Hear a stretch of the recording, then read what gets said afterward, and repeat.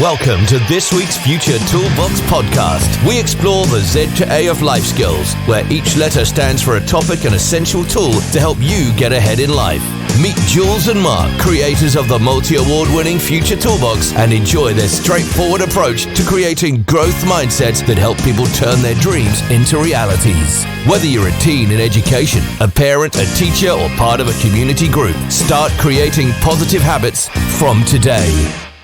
Welcome to this week's Z2A podcast with me, Mark, and Jules from the multi-award-winning Future Toolbox. Welcome, everyone. Now, this is where we pick a letter and a topic and discuss how you can use our tools to improve your own personal development and life. Now, we're in the middle of the festive season at the moment, but what is this week's letter? This week's letter we've chosen is J. Now, it's not for Jules, although I'm feeling very festive. J is for join in. The reason we've chosen this is because this time of year is the perfect opportunity to join in with activities, maybe support other people, and basically strengthen your relationships within the community that you're living in.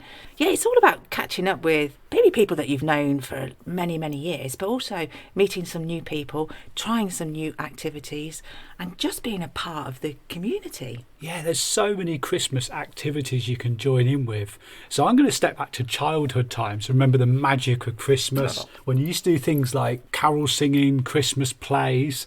Actually, that's just reminded me, when I was at Northampton School for Boys, every class had to put on a Christmas play. So we all sat down and came up with this idea, and there was about 3 or 4 ideas going around the room, so we condensed it into one, and it was When Santa Claus Meets St Trinians. Can you imagine this? Wow. I wasn't expecting you to say that, to be quite honest. No, our teacher, Mr. Wickens, absolute legend, and he obviously endorsed us to do this play, and when we did it, it was terrible. It was so funny, but it was so funny, it was so terrible, it was so bad. But one thing it did for us, as a group of lads in the class, it brought us all together. We all had a part to play, and we all rehearsed this absolutely horrendous play together, and at the end of it, I don't think we got sort of the round of applause that we expected when we were performing it on stage, but we all walked off the stage feeling really, really proud and sort of almost high-fiving each other because we'd put this play on and we'd done it. And we'd built this community spirit between ourselves. Did you do it to the other people in your school? Is that Yeah. Oh, right, yeah, okay. we all had to was perform. Was it every student? Well, it was the whole year group. Oh, wow. Yeah. So it had been the whole of year 9 at the time. Yeah. Each class had to perform their play in front of the rest of them. But yeah, as I say, ours was terrible, but the bond was so good, and we just had such a laugh doing it. Oh, wow. I don't think it's been made into a Netflix documentary film yet. Not yet. Or a series or something. Yeah, it's not quite on there.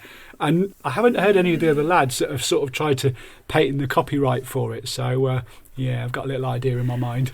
I have a memory from when my childhood, a Christmas memory, and this is when I lived back up north in Formby, and I'm trying to think roughly how old I was, but I was kind of about 9ish, I guess, and I joined the school choir because we'd been picked as a school to do the carol singing around the village Christmas tree, which was a tradition that happened in Formby every single year. And it was beautiful. I mean, the Christmas tree was massive and everybody got together and there was presents, there was Father Christmas. So I was at school practicing the carols that we were going to be performing, and the music teacher kept stopping us because he kept saying, I need to find out where this awful noise is coming from. Very quickly, he made me stop singing and the rest of them sing. And then he worked out that this awful noise was me. Oh, My singing was that bad.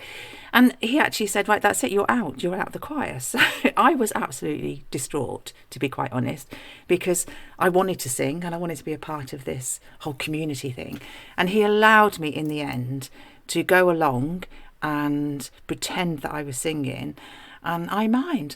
So I think I'm one of the first artists, way before they started doing it on Top of the Pops, to actually do a performance, a live performance, and mime. That was me. oh.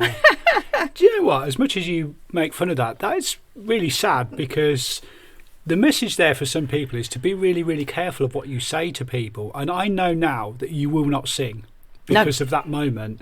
And I know now I've actually caught you sometimes singing away to a song in the kitchen and you don't realise that I'm listening. And you actually can sing. But the problem is Not you've got in that tune. belief system. Yeah, it is that thing, isn't it? You've got to be really, really careful what you say to people. So do be kind, do encourage people, because that music teacher has ruined your singing career for all those years.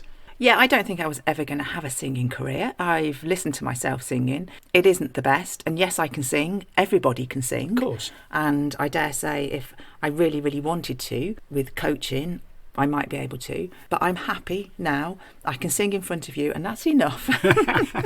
That's absolutely fine. But yeah, there's so many different sort of activities and things that you can join in around this period that isn't about buying lots of presents and having that massive day. There's wonderful things that you can do. And I recall a few years ago being involved in something in Northampton, and it was for an old people's home where if you wanted to, we could buy a gift. Oh, that's really for nice. somebody there who possibly might not have any family that are going to visit them, or even maybe not have a gift to open on Christmas Day. So I remember buying some really gorgeous fluffy slippers and socks because I just thought it's better than nothing. Yeah, that's true. Yeah, we actually have a lovely project going on the island here in Lanzarote, which is called No Child Without a Toy, and that's very, very similar.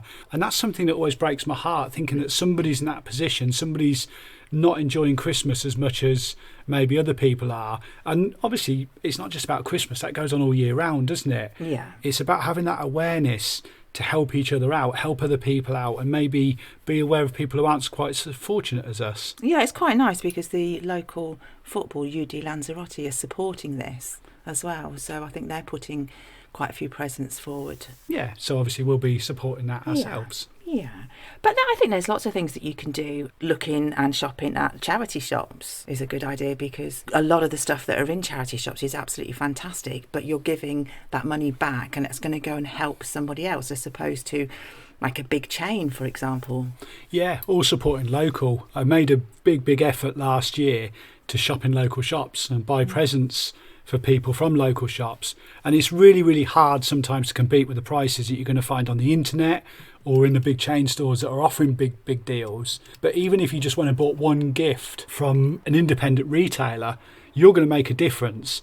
If everybody in your town did that, imagine how much that would boost the local economy, just one gift.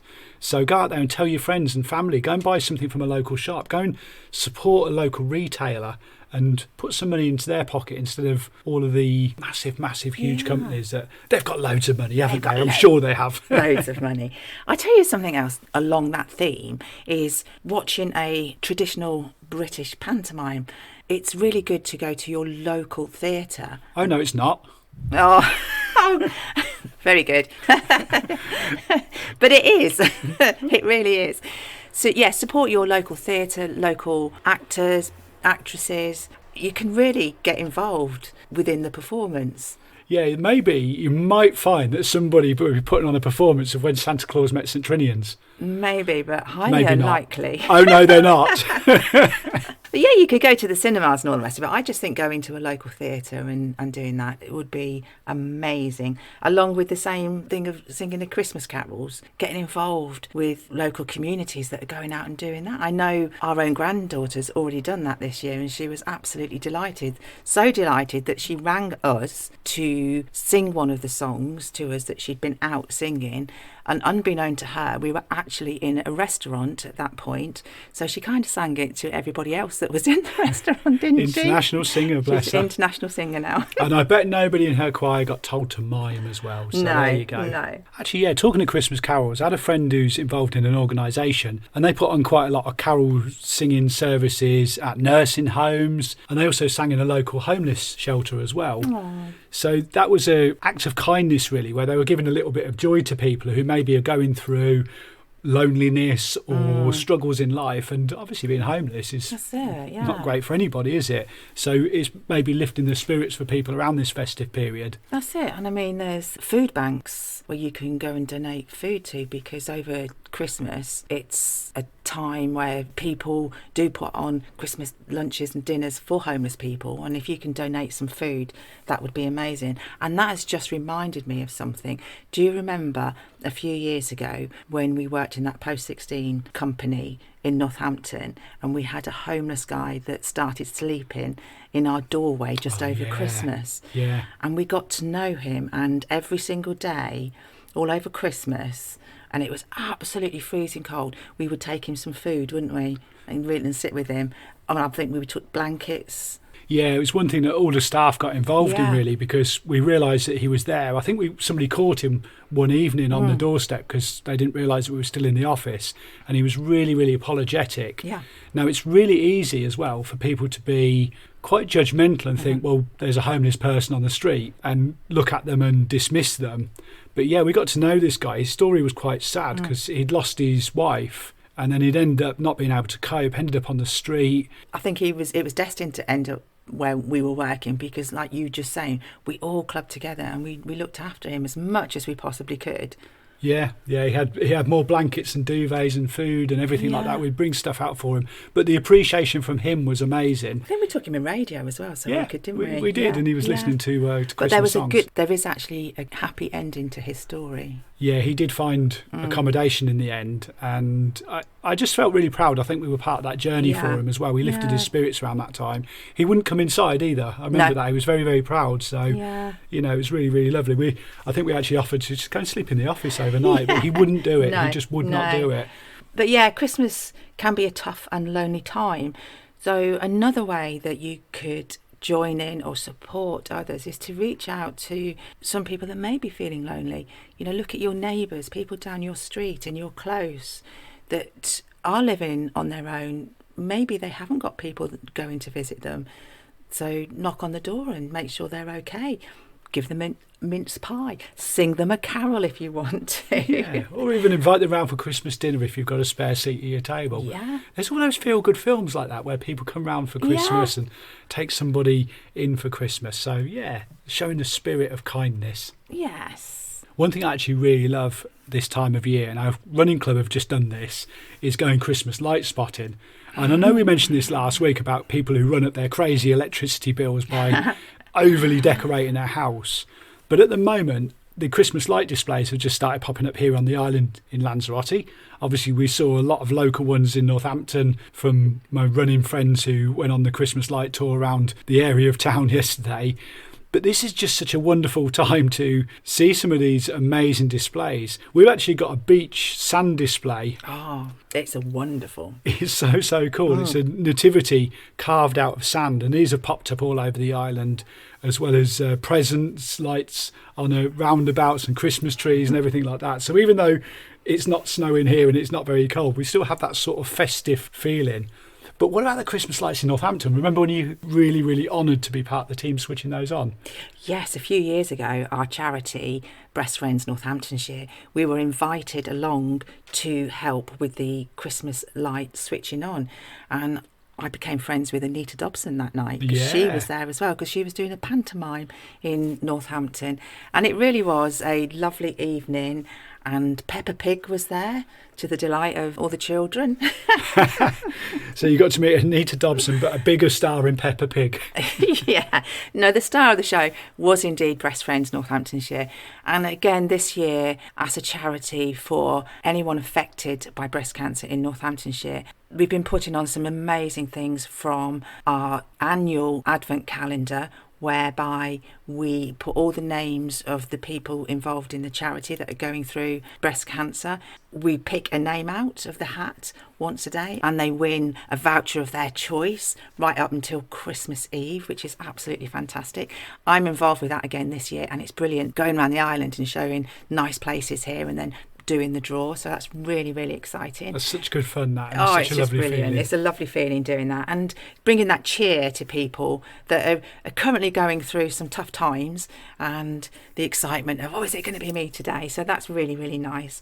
There was wreath making again last night. Do you remember when I did that last year? Yeah. Came back with my not so round wreath, but it was lovely to have made that. So yeah, we've got lots going on again this year, the charity. Yeah, that's really, really lovely. So we've talked quite a lot about getting involved in activities, doing really, really nice things, giving a lot back. But the theme of the month has been around Christmas.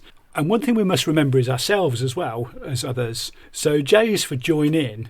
Now, there's so much stuff going on this time of year. There's Christmas parties, there's Christmas markets, there's festivals, there's get-togethers, there's family stuff, and so on and so on and so on. We did talk in the last few episodes about making sure that you look after yourself at this time. Maybe not overwhelming yourself with far too much, or having to do things because you feel like you need to do them because somebody else is expecting that. It's time of pressure to get involved and join in. It's time of pressure to spend a lot of money. It's also time of pressure to basically just be festive. And sometimes you just don't feel like that. So do take time for yourself just to sit back and think, right, maybe I've got some time off work. I'm going to have a day to myself where I'm going to do not very much. Join in with yourself. Absolutely. That sounds a good idea. I think that's a really good idea. Make sure that you join in with your own mind, your own thoughts, your own feelings, and making sure that you're, like Mark said, you're not doing too much.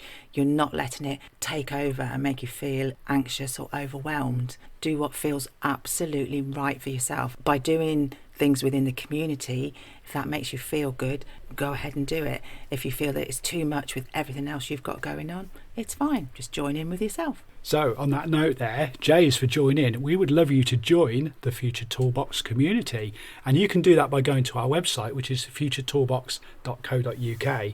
Now, just a little preempt of a Christmas gift for you here. In the new year, we're going to have some new exciting tools on our website. So do watch this space.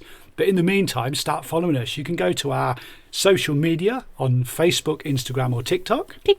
We also have a YouTube channel, and you can find us on LinkedIn because we are everywhere. And keep enjoying that run up to Christmas. Keep joining in with the fun and festivities, and we look forward to joining you next week. Bye for now. Thank you for joining us for the Z2A of Life Skills with Jules and Mark of the Future Toolbox. Don't forget to head over to their website, which is futuretoolbox.co.uk, where you can find lots of free resources, plus a host of books in the store, as well as subscribing to the membership site.